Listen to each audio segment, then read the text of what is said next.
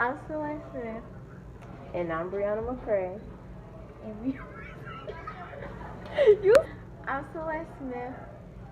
And I'm Brianna McCray. And we are going to present Obsession and Infatuation in the Great Gatsby. Okay. You can't put the God.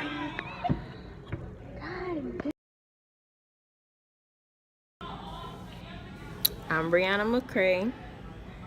And Celes Smith is recording.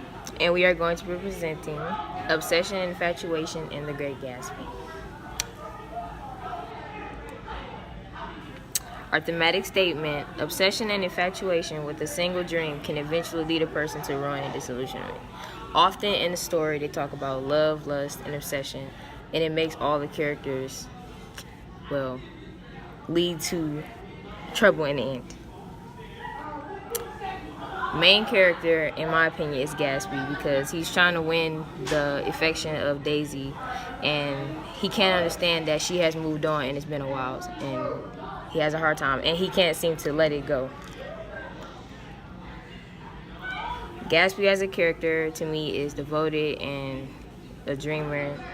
And he always, even before he knew Daisy, he wanted to be something. He knew that. And now that he has all the money, he wants Daisy to be a part of his life. And then he has money, but in the end, he only wanted it because Daisy, he thought it would attract her, but it didn't.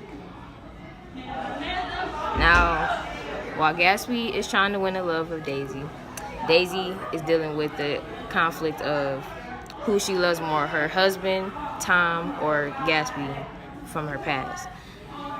She seems oblivious and blind on how much Gatsby really loves her, and in the end chooses Tom. Tom, like Gatsby, is also fighting for the love and affection of Daisy. But Tom is rich from old money, and he is a very violent character to me. And he is obsessed with lust, power, and power over others around him, such as women. Now, I thought it was important to include the eyes of Dr. T.J. Elkelberg, or from Mr. Wilson, what he calls it, the eyes of God. I think the billboard symbolizes the idea of sight, and that everything the characters do, all things that they do, is being watched, or also judged in American society as materialistic and obsessed with money. It's a very surprising part of this book. We didn't know that anybody was really going to die. We didn't know our main character was going to die.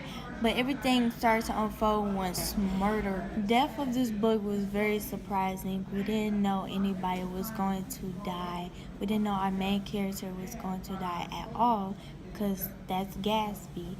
And everything with murder, death, caused the madness of all these deaths all in one. And the obsession of George, loving his wife, he wanted revenge on whoever killed his wife, and he thought Gatsby killed her. And he went to Gatsby's house and killed Gatsby and himself over one thing, which is love.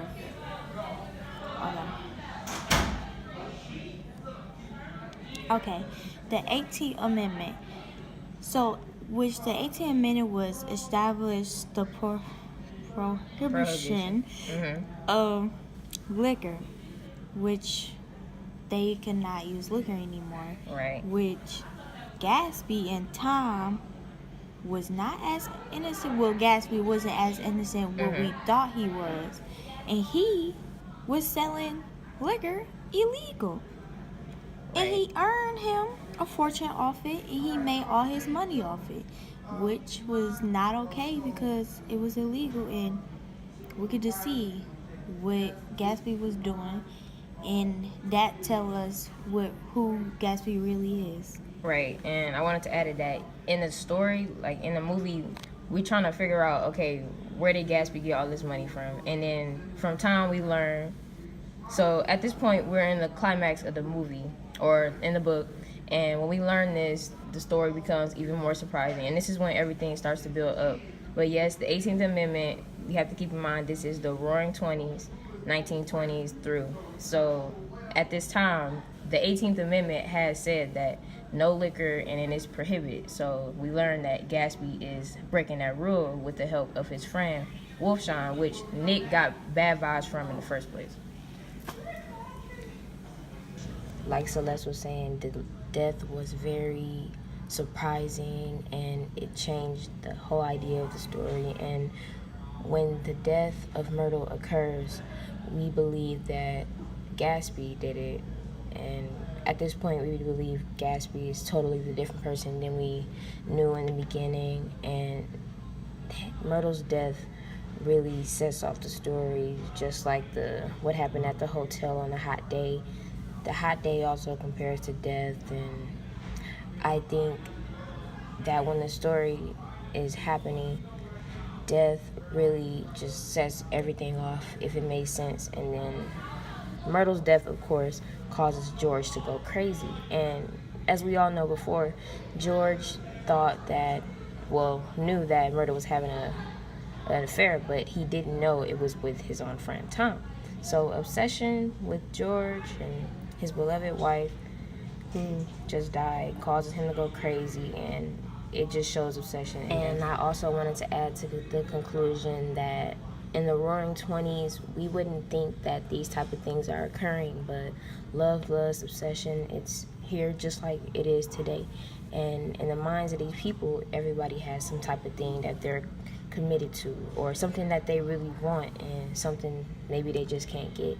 And the thing that I came to understand is that obsession with one dream and nothing else can eventually lead a person to disillusionment, ruin, or even death, unfortunately for Gatsby. And I do believe that in the end it wasn't good enough for me, because Nick, he was a very, even though he was the main character, he was a very quiet character, and we didn't learn much about him. So him with obsession and infatuation is hard to identify, but I think Gatsby had it the worst, and Daisy, she really took me by surprise as a character and everything that happened. So, and for the ending, I decided to add Cheers Old Sport for the conclusion, or as a farewell for watching this presentation and understanding how me and Celeste and what we got from the presentation.